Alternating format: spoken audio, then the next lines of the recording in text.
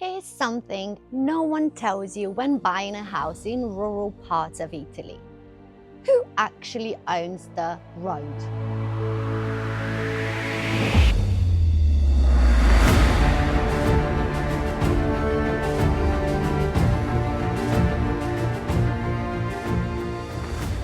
Hi and welcome back to our channel Italy Lifestyle. If you're new here, we're sharing our journey of owning and renovating a property in Italy, our lovely farmhouse in Cingoli, Marche. And in this video, I want to share something that most people don't talk about when dreaming of life in the Italian countryside: the roads.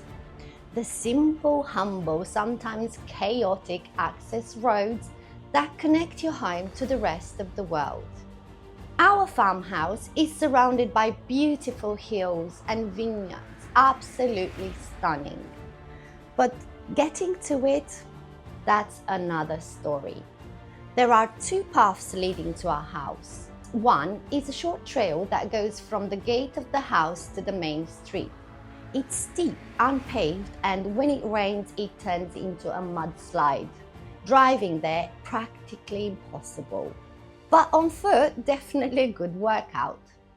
The second road is longer, but safer, at least at first. It starts with a bit of pavement, then it turns into stones and connects with other neighborhood houses. But because this area is full of farmland, tractors use the road all the time, and that heavy machinery leaves deep holes and ruts. So even the good road can be tough on the car. Naturally, we thought, okay, let's go to the local council and see if they can help us repair the road. And they were polite, but said, "Mi dispiace, ma è una strada vicinale," which basically means it's a neighborhood road, not a public one, but also not private. It is shared among the local residents who use it. Now, just to give you some context, in Italy, this kind of countryside roads are called Strade Vicinali. They're a special category of roads that aren't fully public, but also not entirely private. Legally, they are shared by the neighbors who use them. The local council calls this uso pubblico, meaning public use. However, not all the people who live there are aware of the legislative facts regarding their roads. One of the neighbors, who owns a big portion of the land there, believes the road is theirs and they simply allow others to use it, mentioning something called servitù, which in Italian law means right of way, servitù di passaggio.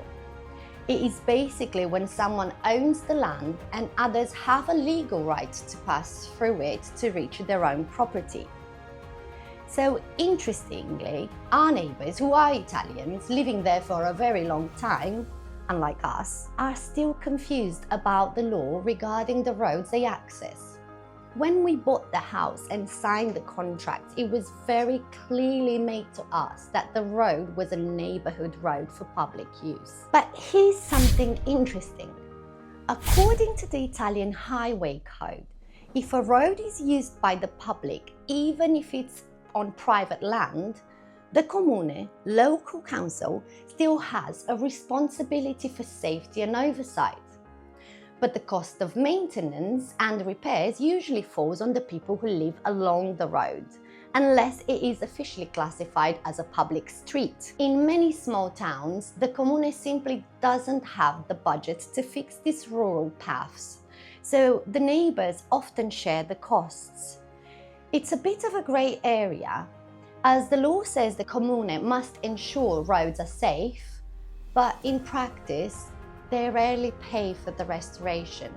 So while they can intervene if there's a danger or an accident, they usually leave the upkeep to the residents. And because it's technically not a communal road, the council can't spend public money to fix it. So we reached out to a local company to get a quote. They actually did some work on these same roads many years ago. To fix it now, add new stones, smooth out the surface, dig drainage channels, the cost is about 7,000 euros. This is just for our section. To fix the other road, the steep one, which is shorter, about 300 meters, and only involves our property, we were told it would cost over 20,000 euros and it would require regular maintenance. But the work is not guaranteed. It could be that the land needs reinforcement and much more complex work, which could mean even more money. When we bought the property, we focused on the renovations, the dream of bringing the old farmhouse back to life. What we didn't realize was that the roads leading to it would become a project on its own. It's something we never budgeted for, but now it's turning into an additional cost we simply can't ignore. So if you are looking for a property in the rural parts of Italy, access to the property is definitely something you must keep in mind. The company we spoke to about fixing the roads have suggested we talk to the neighbours and maybe share the costs. So of course we did. One of the neighbours is a lovely lady who runs a small business making sheep cheese. We often buy from her, and she told us her story. She said she once paid to fix the road herself, but since tractors kept damaging it, she tried to protect it by putting up a barrier. Well, that didn't go down well, as someone reported it, and she was threatened with a fine if she didn't remove the barrier. So the issue just keeps going in circles. Recently, there was even a meeting with the mayor and all the neighbours about the roads in the area. The previous owner of our house attended the meeting on our behalf and represented our views, as we were not in Italy at the time. He is an absolutely lovely man, and I will share the story of how we met and how our relationship evolved since we bought his house in a separate video. At this meeting, the council said they'd love to improve the whole network of rural paths, but the cost would be around 800,000 euros. They simply don't have the budget for that. Instead, they're planning to give the area a lighter green touch, adding small columns at the entrance, benches, maybe even little poems for visitors. It is a beautiful area, but it doesn't fix the potholes. And some of the neighbours actually prefer it this way. They like the rustic, rural look of the old stone roads. They say that's what gives the area its charm. And to be fair, they're right, and tourists love it. We love it too. But for us, it has to be a balance between authenticity and practicality. We'd love to keep the countryside charm, but also we want to be able to drive safely. Having a safe, accessible road isn't just about convenience, it's about basic daily life.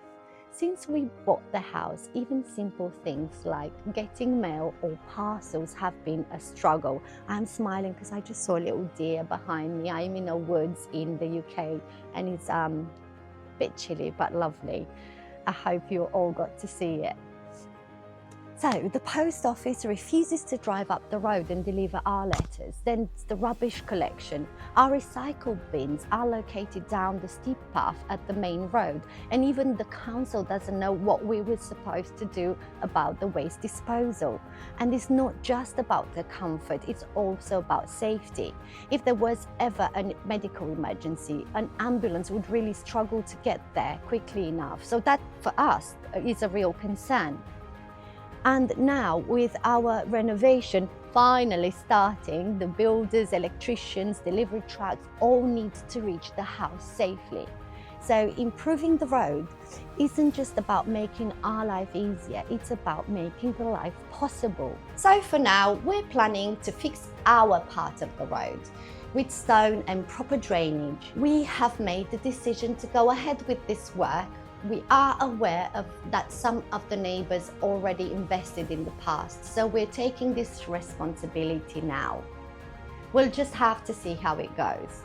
Life in Italy is full of beautiful moments and a fair share of bureaucratic adventures. So, if you are dreaming of buying a farmhouse in Italy, remember it's not about the view renovation, it's also about how to get there. Thank you so much for watching. If you've enjoyed this content and you found it helpful, do not forget to like, subscribe and follow our journey as we continue with the renovating process and also living the Italian dream, one bumpy road at a time. Ciao for now.